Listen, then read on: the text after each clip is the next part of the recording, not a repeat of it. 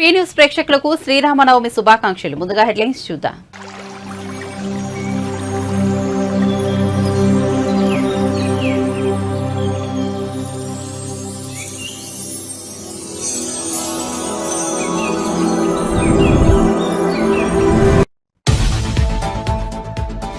భద్రాచలంలో అంగరంగ వైభవంగా సీతారాముల కళ్యాణం. స్వామివారికి పట్టు వస్త్రాలు, ముత్యాల తలంబరాలు సమర్పించిన సీఎస్. రాములవారి కళ్యాణంలో పాల్గొన్న మంత్రులు బట్టి విక్రమార్క, కొండా సురేఖ, పొంగులేటి శ్రీనివాసరెడ్డి.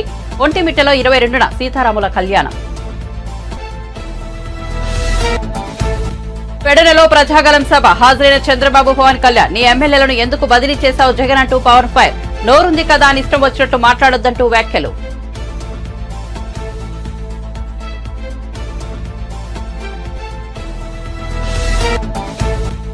ఏపీలో రేపటి నుంచి నామినేషన్ల పర్వం. నేడు మంగళగిరి పార్టీ కార్యాలయానికి వచ్చిన జనసేన అభ్యర్థులు బీఫారాలు అందించి శుభాకాంక్షలు తెలిపిన పవన్.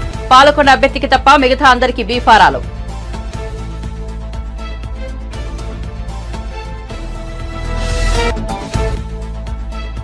దేశంలోనే దరిద్రమైన పాలన అందించిన ఘనత కేసీఆర్ దినని ఎద్దేవా చేసిన కోమటిరెడ్డి వెంకటరెడ్డి. రేవంత్ రెడ్డిని చూడలేక కేసీఆర్ అసెంబ్లీకి రావడం లేదని విమర్శ.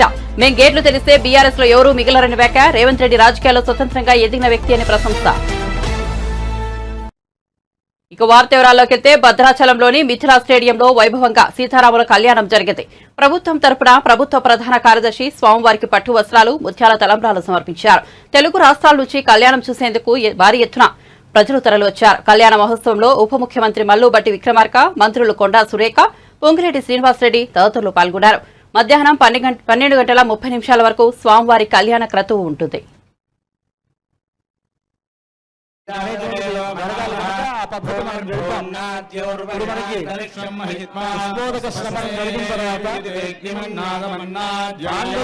పూజ జరుగుతుంది. ఆ మాంగళ్యానికి ఉండేటువంటి విశిష్టత ఏమిటి అనంటే, సూత్ర మూలే తతో గౌరీ, సూత్ర మధ్యే సరస్వతి, సూత్రాగ్రేతు మహాలక్ష్మీ, సౌమంగళ్యాధిదేవతా అని ఆ మాంగళ్యంలో గౌరీ, సరస్వతి, మహాలక్ష్మి ముగ్గురు వేయించేసి ఉంటారు. పూర్తిగా సౌభాగ్యం. ఆ మాంగళ్యం అనేటువంటిది అమ్మవారు లక్ష్మీ స్వరూపం. అది ఆ అమ్మవారిని తలుచుకుంటూ మాంగళ్య పూజ అనేటువంటిది జరుగుతుంది. మనం చేస్తున్నట్లుగా భావించి ఒక మాంగళ్యాన్ని దాంతో చేర్చారట. అటు పుట్టినిల్లు అమ్మవారికి ధరింపజేస్తారు స్వామివారు. అటువంటి ఒక గొప్ప విశేషం కలిగినటువంటి మాంగళ్యం అది. అంతా మాంగళ్య పూజ జరుగుతుంది, సేవిద్దాం. పునఃసంకల్ప్య ప్రాణాయామం కృత్వా ఓం ఓం ఓం శ్రీమదఖిలాండకోటి బ్రహ్మాండనాయకస్య భద్రాచల సీతాలక్ష్మణ సమేత శ్రీరామచంద్రస్వామినః తిరుకళ్యాణ మహోత్సవాఖ్యే కర్మణి మాంగళ్య పూజాం కరిష్యే ఇది సంకల్ప్య మాంగళ్యాధిష్టాన దేవతాయై శ్రీం శ్రీయై నమః, శ్రీ మహాలక్ష్మీ నమః, శ్రీదేవ్యై నమః, శ్రీ భూదేవ్యై నమః, శ్రీ నీలాదేవ్యై నమః ఆవాహయామి. ఓం ఐం హ్రీం శ్రీం శ్రీయై నమః. అత్ర ఆవాహిత శ్రీ మహాలక్ష్మీ నమః, శ్రీదేవ్యై నమః, శ్రీ భూదేవ్యై నమః. ధ్యాయామి, ఆవాహయామి, ఆసనం సమర్పయామి, పాదయోః పాద్యం సమర్పయామి, హస్తేష్వర్ఘ్యం సమర్పయామి, ముఖే ఆచమనీయం సమర్పయామి, ఔపచారికేన స్నానం. ఓం ఆపోహిష్ఠామయో భువస్థాన ఊర్జేతు భాగనా దీపం సందర్శయామి. ధూపదీపానంతరం శుద్ధాచమనీయం సమహిషే అఖిల. ఓం దేవస్య దర్శయామి. ఒక్కొక్క పద్ధతిలో రాముల కళ్యాణం జరిపించినప్పుడు పాణిగ్రహణం చేయించాట. చూడండి, అంతా కూడా ఇప్పుడు మాంగళ్యం చూపిస్తున్నారు అర్చక స్వాములు. ఇది సీతమ్మ వారి మెడలో రామచంద్రమూర్తి అలంకరిస్తాడు. ఆ మాంగళ్యంలో 3 మాంగళ్యాలు ఉన్నాయి. ఒకటి పుట్టినింటి వారి మాంగళ్యం, ఒకటి మెట్టినింటి వారి మాంగళ్యం, ఇంకొకటి భక్తులైనటువంటి రామదాసు గారు తయారు చేయించినటువంటి మాంగళ్యం. అంతా సేవించండి. ఆ మాంగళ్యాన్ని రామచంద్రమూర్తి సీతమ్మ వారి మెడలో అలంకరిస్తారు ఇంకొద్దిసేపట్లో. మన పద్ధతిలో దక్షిణ దేశంలో మాంగళ్య ధారణ అనేటువంటిది ముహూర్త సమయానికి జరుగుతుంది. తమిళనాడు ఆ ప్రాంతాలు. మన తెలుగు వారు ముహూర్త సమయానికి జీలకర్ర బెల్లం ఉంటుంది. ఇవన్నీ కూడా మనలో కలిసిపోయి ఉన్నాయి. ఈ ఆచారాలన్నీ ఇవన్నీ మన ఇష్టాన్ని కాపాడడం కోసమని సీతమ్మ కంఠేర్పయామి శుభగే మాంగళ్య మంత్రాన్ని పఠిస్తూ సీతమ్మ వారి ఆ కార్యక్రమం మంగళీరితి మంత్రేణ శ్రీ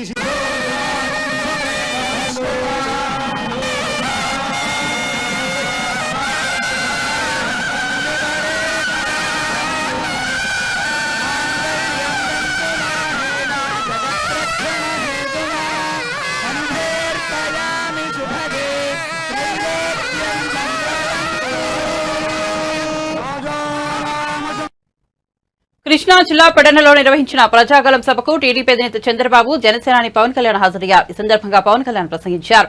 బందరు పార్లమెంట్ అభ్యర్థిగా వల్లభనేని బాలశౌరి జనసేన తరపున గాజు గ్లాస్ గుర్తుపై పోటీ చేస్తున్నారని, పెడ నుంచి కాగిత కృష్ణప్రసాద్ టీడీపీ తరపున ఎమ్మెల్యే అభ్యర్థిగా పోటీ చేస్తున్నారని వారిని గెలిపించాలని విజ్ఞప్తి చేశారు. బీజేపీ కృష్ణా జిల్లా అధ్యక్షుడు నేను వారికి తెలియజేస్తున్నాను. మీకు మేము అండగా ఉంటాం తెలియజేస్తాం.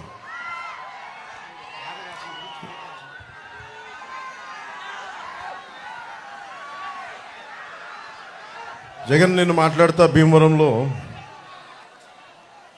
నేను ఎందుకు మారిపోయాను, భీమవరం నుంచి ఎందుకు వెళ్ళిపోయాను చాలా బాధపడతా ఉన్నాడు. జగన్కి అడుగుతున్నా, మరి ఇక్కడ ఉన్న ఎమ్మెల్యేని ఎందుకు ఇక్కడి నుంచి పక్క నియోజకవర్గానికి ఎందుకు పంపించేసావు? 70 నియోజకవర్గాలకు సంబంధించిన ఎమ్మెల్యేలు ఎందుకు మార్చావు? నోరు ఉంది కదా అని చెప్పి ఇష్టం వచ్చినట్టు మాట్లాడకు.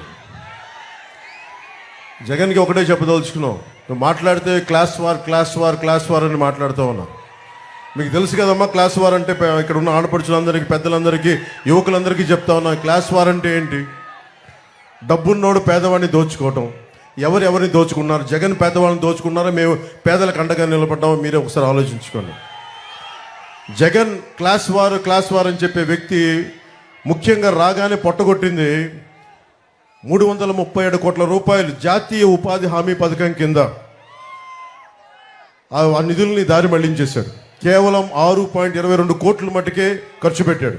ఇది కేంద్ర ప్రభుత్వం ఒక లోక్సభలో అడిగిన ప్రశ్నకి సమాధానం. అలాగే ఇది రూరల్ డెవలప్మెంట్ సాధ్వి నిరంజన్ గారు ఒక ప్రశ్న అడిగితే చెప్పింది. ఆవిడ అంది, అత్యంత జాతీయ ఉపాధి హామీ పథకం కింద అత్యంత అవకతవకలున్న రాష్ట్రం ఇదే అని చెప్పి జగన్ ముఖ్యమంత్రిగా ఉన్న ఈ రాష్ట్రంలో జరిగిందని సాధ్వి నిరంజన్ గారు చెప్పారు, బీజేపీ మినిస్టర్. అలాగే నెలకి పోలీసులకి మన మధ్యన ఎక్కడికి వెళ్ళినా నాకు పోలీసుల నుంచి నివేదికలు లెటర్స్ ఇస్తూ ఉంటారు. టీఏలు కానీ డిఏలు కానీ వాళ్ళకి సకాలంలో జీతాలు కానీ వాళ్ళకి వారంకోసారి సెలవు ఇస్తానని చెప్పి అది కూడా ఈరోజు దాకా మాట్లాడిన వ్యక్తి. ఇది పోలీసులు శ్రమని దోపిడీ చేస్తున్న వ్యక్తి. ఇతను క్లాస్ వార్ గురించి మాట్లాడతాడు. అలాగే ముఖ్యంగా మనకి పెడననగానే గుర్తుకొచ్చేది మత్స్యకారులు. అత్యంత మంచి తీర ప్రాంతం ఉన్నది. అలాంటి చోట్ల మత్స్యకార యువతకి, మత్స్యకారులకి ఏ మాత్రం ఉపాధి కల్పించలేకపోయాడు. పైహెచ్చు ఉపాధి కల్పించకుండా GO 217 అని చెప్పి ఈ రోజున మత్స్యకారులు పొట్టగొట్టడానికి, ఇన్లాండ్ ఫిషర్మెన్ అందరికీ దెబ్బ కొట్టడానికి ప్రయత్నిస్తే జనసేన ముందుకొచ్చి ఆ GO 217ని మన నర్సపూర్లో చించేసాం. దాన్ని ఏ మాత్రం ఖాతరు చేయకూడదు. అలాగే భవన నిర్మాణ కార్మికుల సంక్షేమ నిధి 450 కోట్ల రూపాయలు, దాదాపు 30 నుంచి 40 లక్షల మంది భవన నిర్మాణ కార్మికుల సంక్షేమ నిధిని దారి మళ్లించి దోపిడీ చేసిన వ్యక్తి. 900 చేనేత సంఘాలకి 80 లక్షల నుంచి ₹1 కోటి దాకా ఆప్కో నుంచి రావాల్సిన నిధుల్ని రానివ్వకుండా చేసిన వ్యక్తి.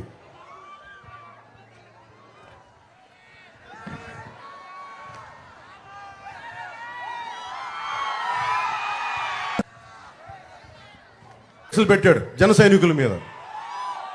మట్టి మాఫియా కోసం ఫిర్యాదు చేస్తే ఇక్కడ పెడన యువత వాళ్ళని చెట్టు కట్టి కొట్టాడు ఈ వ్యక్తి. నా దగ్గరికి జనవాణికి చనిపోయిన ఒక జడ్జి తల్లి నా ఆస్తిని అతను అనుచరులు దోచేసుకున్నారు, నాకు అండగా ఉండంటే నాకు నిజంగా నిస్సహాయత బాధేసింది. కేసీఆర్ కనుక కాంగ్రెస్ పార్టీని టచ్ చేస్తే బీఆర్ఎస్ పునాదులే కూల్చేస్తామని మంత్రి కోమిటిరెడ్డి వెంకటరెడ్డి తీవ్రంగా హెచ్చరించారు.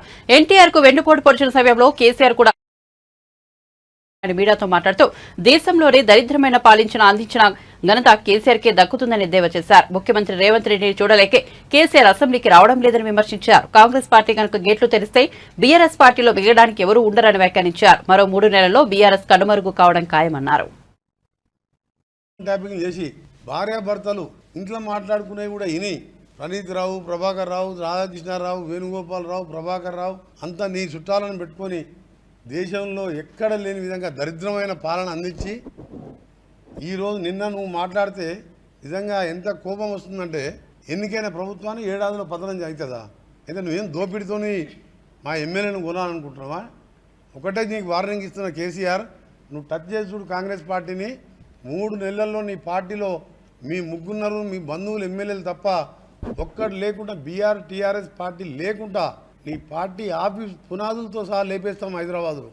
నువ్వు చేయలేని పనులు చేస్తుంటే గవర్నమెంట్ పడేస్తా నీకు ఎంత ధైర్యం ఉండాలి? దొంగ దీక్షలు చేసి విటమిన్ డి ఇంజక్షన్లు తీసుకొని నా దగ్గర 50 పేపర్లు మా గోనె ప్రకాశ్రావు RTI తీసుకొని నాకు ఇచ్చిండు. ఇంజక్షన్ తీసుకుంటే 50 ఏళ్ళు కూడా బతకొచ్చు. ఒక మణిపూర్లో ఒక అమ్మాయి 20 ఏళ్ళు ఏదో దీక్ష చేసింది.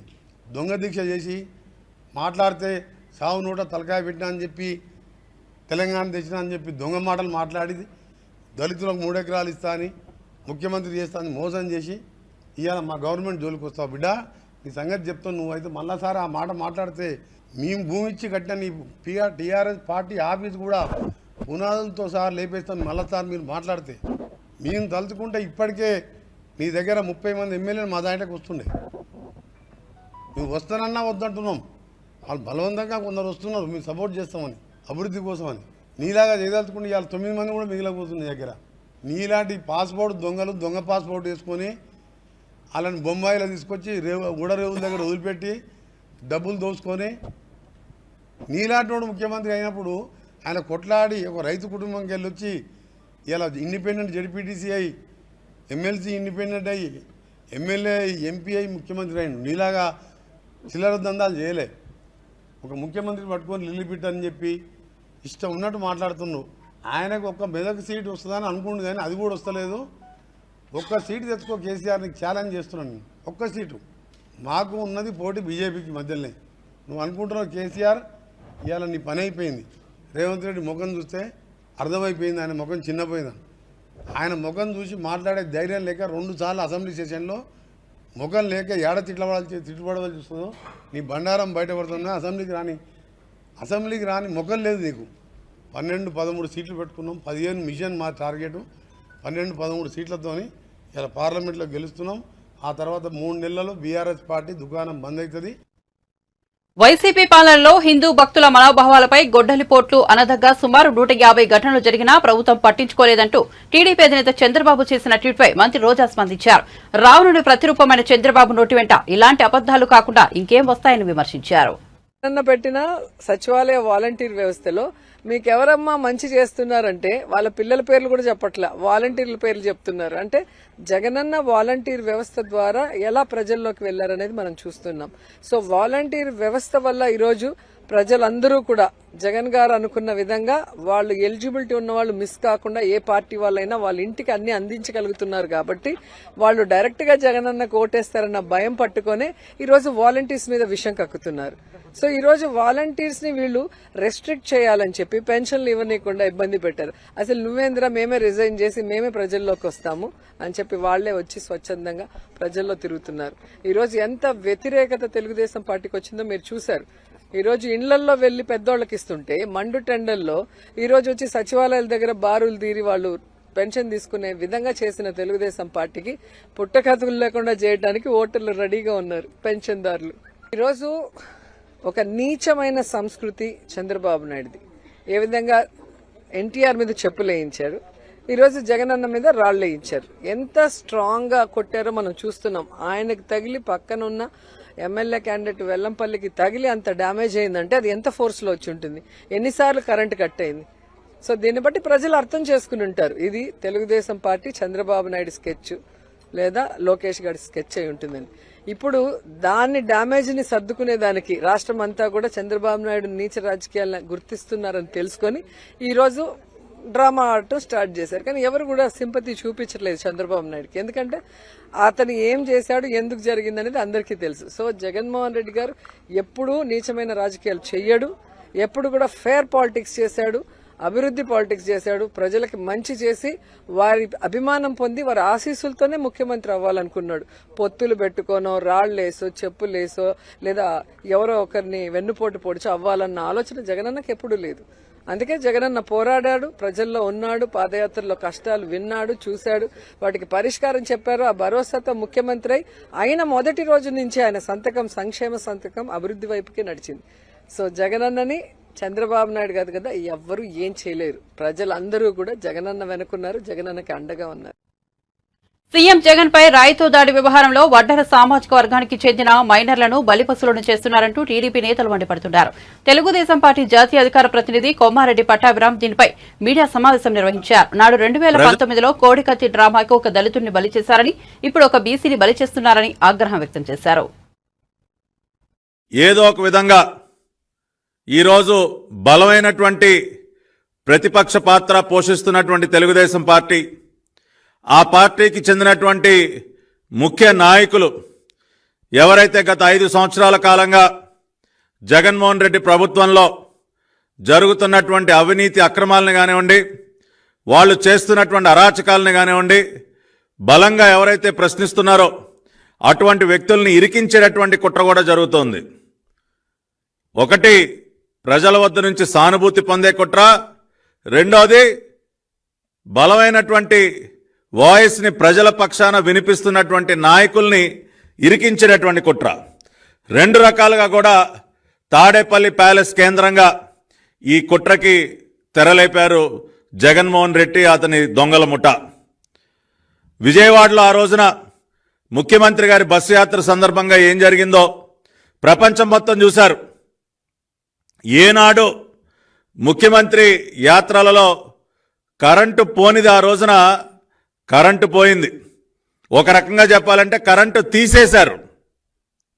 కరెంటు తీసేసి కుట్రపూరితంగా చీకట్లో ముఖ్యమంత్రిని బస్సు పైన నుంచోబెట్టి ఒక గులకరాయి దాడి డ్రామాకి ఏ విధంగా తెరలేపారో ప్రపంచం మొత్తం చూసి ఆశ్చర్యపోవటమే కాకుండా ఒక రకంగా నవ్వుకున్నారు. ఇంకెన్ని రోజులయ్యాయి డ్రామాలని చెప్పి. 2019 ఎన్నికలకు ముందు విశాఖపట్నం ఎయిర్పోర్ట్ కేంద్రంగా మీరు ఆడినటువంటి కోడికత్తి డ్రామా ఏంటో, దానిలో అకారణంగా మరి ఒక దళిత బిడ్డని బలిపశువును చేసి కోడికత్తి సీను పరిస్థితి అంటే వాళ్ళు మనందరికీ తెలుసు. 5 సంవత్సరాలు రాజమండ్రి కేంద్ర కారాగారంలో ఏ రకంగా మగ్గాడో, మొన్న మధ్యనే అతి కష్టం మీద అతన్ని బెయిల్ ద్వారా బయటకు వచ్చినటువంటి పరిస్థితి. ఇదే సీను నేను రాజమండ్రి సెంట్రల్ జైల్లో ఉన్నప్పుడు నాతో కలిసి మాట్లాడటం జరిగింది. అన్నా, ఈ రకంగా నన్ను బలిపశువును చేస్తా ఉన్నారు, ఒక దళిత బిడ్డ అకారణంగా ఇరికించి కోడికత్తి డ్రామాలో అతన్ని బలిపశువును చేసి, కనీసం జగన్మోహన్ రెడ్డి ముఖ్యమంత్రి అయిన తర్వాత కోర్టుకు కూడా హాజరు కాకుండా ఆ కేసులో 5 సంవత్సరాల పాటు కోర్టు నుంచి తప్పించుకుని తిరిగి ఒక దళిత బిడ్డని బలిపశువును చేశాడు. ఇవాళ అదేవిధంగా ఈ గులకరాయి డ్రామాలో కూడా బీసీ వర్గానికి చెందినటువంటి వారు, బలహీన వర్గాలకు చెందినటువంటి వడ్డెర సామాజిక వర్గానికి చెందినటువంటి యువకుల్ని దాదాపు 10 మందిని వాళ్ళని బలవంతంగా అరెస్టు చేసి తీసుకువెళ్ళి చిత్రహింసలకి గురి చేస్తా ఉన్నారు. ఈ రోజున విజయవాడ సిపి కాంతిరాణా టాటా ఆధ్వర్యంలో బలహీన వర్గానికి చెందినటువంటి 10 మంది వడ్డెర సామాజిక వర్గానికి చెందినటువంటి వారిని అక్రమంగా అరెస్టు చేసి చిత్రహింసలు గురి చేస్తా ఉన్నారు. అదేవిధంగా ఈ మధ్య కాలంలోనే తెలుగుదేశం పార్టీలో చేరినటువంటి దుర్గారావు అనేటువంటి వడ్డెర సామాజిక వర్గానికి చెందినటువంటి నాయకుడు, అతనిని కూడా అదుపులోకి తీసుకుని అతని పైన కూడా థర్డ్ డిగ్రీ ప్రయోగిస్తున్నట్టు తెలుస్తోంది. ఇదంతా కూడా కేవలం ఈ రోజున మా పార్టీ పాలిట్ బ్యూరో సభ్యులు, మా పార్టీ తరపున గత 5 సంవత్సరాలుగా మడమ తిప్పకుండా పోరాడుతున్నటువంటి వ్యక్తి బోండా ఉమామహేశ్వరరావుని ఏదో ఒక విధంగా ఈ గులకరాయి డ్రామాకి సంబంధించినటువంటి కుట్రపూరితమైనటువంటి కేసు ఏపీలో ఏప్రిల్ 18 ఎన్నికల నోటిఫికేషన్ వెలువడనుంది. గురువారం నుంచి నామినేషన్ల పర్వం షురూ కానుంది. ఈ నేపథ్యంలో జనసేనాని పవన్ కళ్యాణ్ శ్రీరామనవమి నాడు తమ పార్టీ అభ్యర్థులకు బీఫారాలు అందించారు. టీడీపీ, బీజేపీ పార్టీలతో పొత్తు కారణంగా జనసేన పార్టీ ఈసారి 21 అసెంబ్లీ స్థానాలు, 2 లోక్సభ స్థానాల్లో మాత్రమే పోటీ చేస్తున్న సంగతి తెలిసిందే. పాలకొండ అసెంబ్లీ నియోజకవర్గ అభ్యర్థికి మినహా మిగతా 20 అసెంబ్లీ అభ్యర్థులు, 2 పార్లమెంట్ నియోజకవర్గ అభ్యర్థులకు పవన్ కళ్యాణ్ బీఫారాలు అందజేసి శుభాకాంక్షలు తెలిపారు. పాలకొండ అభ్యర్థి నిమ్మక జయకృష్ణ రావడం ఆలస్యం కావడంతో ఆయనకు తర్వాత బీఫామ్ అందజేయనున్నారు.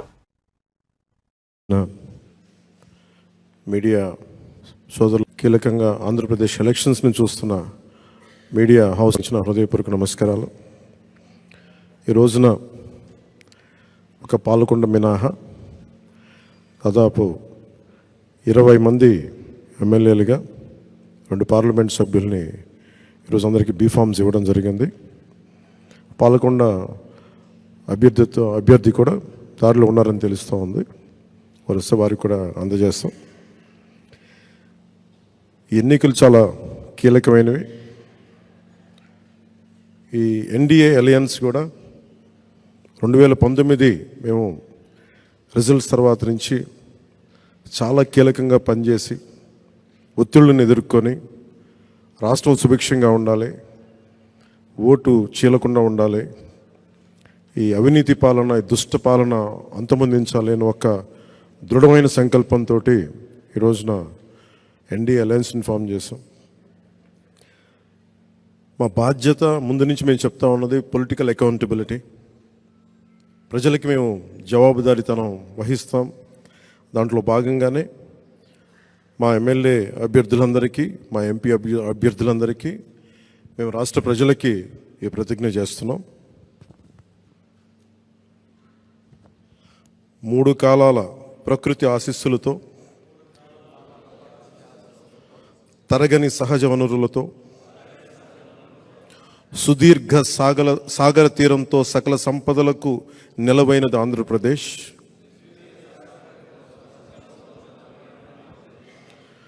అప్పుల ఆర్థిక విధానాలు, తప్పుడు పరిపాలన వల్ల ఇప్పుడు మనకి తిప్పలు తప్పడం లేదు. 5 ఏళ్ల పాలనలో రాష్ట్రం అధోగతి పాలైంది. మనమంతా కలిసికట్టుగా నడుం బిగించి మళ్ళీ మన అన్నపూర్ణ ఆంధ్రప్రదేశ్ను పునర్నిర్మించుకోవాల్సిన అవసరం ఎంతో ఉంది. ప్రజాస్వామ్యంలో ప్రజలే ప్రభువులు కనుక వారికి జవాబుదారీగా ఉంటూ పారదర్శక పాలనను అందించాల్సిన కర్తవ్యం రాజకీయ వ్యవస్థది. తెలుగువారి జీవన రేఖ పోలవరం పూర్తి, నదుల వైఎస్ వివేకానందరెడ్డి హత్యపై జమ్మలమడుగు నియోజకవర్గ బీజేపీ అభ్యర్థి ఆదినారాయణరెడ్డి కీలక వ్యాఖ్యలు చేశారు. వివేక హత్య గురించి జగన్ దంపతులకు ముందే తెలుసునని పేర్కొన్నారు. వైఎస్ఆర్ జిల్లా జమ్మలమడుగులోని బీజేపీ కార్యాలయంలో బుధవారం ఆదినారాయణరెడ్డి మీడియాతో మాట్లాడారు. పథకం ప్రకారం వివేకానందరెడ్డి హత్య జరిగిందన్నారు. రాజకీయంగా లబ్ధి పొందేందుకు వివేక హత్య విషయంలో తమపై నిందలు మోపారని ఆరోపించారు. ముఖ్యంగా వాళ్ళ సాక్షి టీవీలో విజయసాయి రెడ్డి గారు చెప్పినారు, గుండెపోటుతో వివేకానందరెడ్డి గారు చనిపోయినాడని. విజయసాయి రెడ్డి కూడా మరొక రాజ్యసభ ఎంపీ. అక్కడ స్పాట్ లో ఉండే అవినాష్ రెడ్డి గారు వాళ్ళ మామ రవీంద్రనాథ్ రెడ్డి, ప్రస్తుత సీఎం గారి యొక్క సొంత మేనమామ, కమలాపురం ఎమ్మెల్యే, ఆ రోజు నా మీద కేసు మోపినాడు.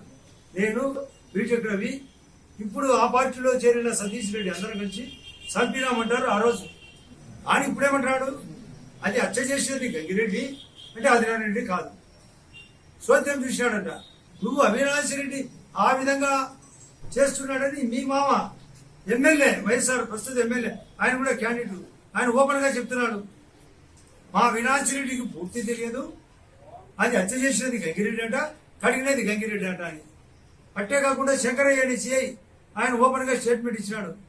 ఇది హత్య అని చెప్తాంటే కూడా నోరు పంపించేది ఎవరు? నువ్వు ఎట్లా నోరు పంపిస్తావు? 201 సెక్షన్ ప్రకారం హత్య ప్రదేశంలో హత్య నేరాన్ని రూపు మాపుతేది చూసేది కూడా కేసే 201. నువ్వు ముద్దాయి కాదని ఎట్లా చెప్తావు? నీ ఇంట్లో గూగుల్ టేక్అవుట్ ఉంది, సిబిఐ చెప్తాంది. అసలు ఇది భారతి గారికి జగన్కు తెలియకుండా జరగలేదు హత్య. కారణం ఏంటంటే నేను చెప్తాను మీకు ఎగ్జాంపుల్. అసలు ఆ రోజు మార్చి 15 తెల్లవారుజామునే ఆ రోజు ఎక్స్ చీఫ్ సెక్రటరీ అజయ్ గల్లం గారు అతను ఉమారెడ్డి వెంకటేశ్వర్లతో పాటు ఒక టీమును పిలిచినాడు. నా యొక్క ఇంటెలిజెన్స్ ప్రకారం చెప్తున్నా, అసలు ముందుగానే హత్య జరిగేది తెలుసు కాబట్టి వాళ్ళకి అప్పచెప్పి పని ఆ శోభ చూడడానికి రావాలనుకున్నాడు. కానీ అది ఉల్టా తిరిగి ఏదో లోపాయికారిగా సంపాలనుకున్నారు. అది హత్యని నిర్ధారణ వాళ్ళు బాధపడి ఖచ్చితంగా పోస్ట్ మార్టం చేయమని వాళ్ళ కుటుంబ సభ్యులు చెప్తే అప్పుడు హత్య కేసు అవుతుందని మా మీద దొరికినారు. ఈ స్థానిక ఎమ్మెల్యే చెప్తున్నా, వాడు చెయ్యని తప్పే లేదు, చెయ్యని మోసం లేదు. ఏదో పల్లెల్లో తిరుగుతాడంట. ఏదానికి తిరుగుతాడు పల్లెలు? ఆ పల్లెలో ఏం దొరుకుతుంది? సహజ వనరులు ఏం దొరుకుతాయి? దాన్ని ఎలా మింగాలి? ఇక్కడైతే రాయి ఏమైనా దొరుకుతుందా? ఇసుక దొరుకుతుందా? మట్టి దొరుకుతుందా? గ్రావెల్ దొరుకుతుందా? లేదా భూ కబ్జాలు చేయాలా? దీనికి తిరిగినావు తప్ప నువ్వు అభివృద్ధికి తిరిగినావా? నేను బీజేపీ ఎమ్మెల్యేగా పోటీ చేస్తున్నా, నాకు బ్రహ్మాండమైన ఛాన్స్ ఉంది, నేను సీనియారిటీ ఉంది, నేను ధర్మం చేసిన, మీ మాదిరి లోపల పని చేయలే. ఇప్పటికే వాలంటీర్ల వ్యవస్థ ఓవర్ అయింది, రోగ తెగుతుంది. వాలంటీర్లందరికీ హెచ్చరిక చేస్తున్నాం, మీరు మర్యాదగా ఉండకుంటే మీ ఉద్యోగాలు పోతాయి, మీకు పోయిన ఉద్యోగాలు మళ్ళీ రావు. మర్యాదగా ఉండండి. 5,000 బదులు చంద్రబాబు నాయుడు గారు కేంద్రం ఆధ్వర్యంలో 10,000 ఇచ్చడానికి రెడీ. ఇక్కడ స్టీల్ ఫ్యాక్టరీ ఎన్నిసార్లు చెప్పినా రాలే. స్టీల్ ఫ్యాక్టరీ నిర్మాణం జరగాల్సిందే. పైన గండికోట ఓబరాయ్ గ్రూప్ కు 100 కోట్లు డబ్బులు సెంట్రల్ ఇచ్చినా కూడా దాన్ని పట్టించుకోలే. రాజోరి చెప్పినావు ఉస్కాకి, ఆడ 12 లక్షల బదులు మరొక 12 లక్షలు డబ్బు ఇప్పించే బాధ్యత. కారణం ఆడ 16 లక్షల రూపాయలు తక్కువ లేదు రేటు. మా వాడు భూపేశ్ రెడ్డి, వానికి నీ వానికి నాకంటే ఎక్కువ ఓట్లు ఏమని చెప్తున్నా. కారణం ఈ చెత్త అవినాష్ రెడ్డి ఓడిపోవాలి. టీవీ స్క్రోలింగ్, ముఖ్యంగా వాళ్ళ సాక్షి టీవీలో విజయసాయి రెడ్డి గారు చెప్పినారు గుండెపోటుతో వివేకానంద రెడ్డి గారు చనిపోయినాడని. విజయసాయి రెడ్డి కూడా మరొక రాజ్యసభ ఎంపీ. అక్కడ స్పాట్ లో. బులెటిన్ ముగించే ముందు హెడ్లైన్స్ మరోసారి చూద్దాం. భద్రాచలంలో అంగరంగ వైభవంగా సీతారాముల కళ్యాణం. స్వామివారికి పట్టు వస్త్రాలు, ముత్యాల తలంబ్రాలు సమర్పించిన సీఎస్. రాములవారి కళ్యాణంలో పాల్గొన్న మంత్రులు బట్టి విక్రమార్క, కొండా సురేఖ, పొంగులేటి శ్రీనివాసరెడ్డి. ఒంటిమిట్టడ 22న కళ్యాణం.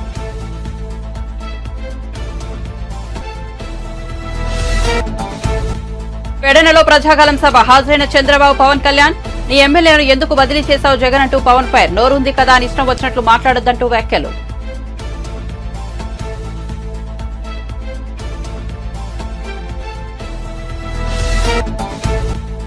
ఏపీలో రేపటి నుంచి నామినేషన్ల పర్వం. నేడు మంగళగిరిలో పార్టీ కార్యాలయానికి వచ్చిన జనసేన అభ్యర్థులు బీఫారాలు అందించి శుభాకాంక్షలు తెలిపిన పవన్. పాల్గొన్న అభ్యర్థికి తప్ప మిగతా అందరికీ బీఫారాలు.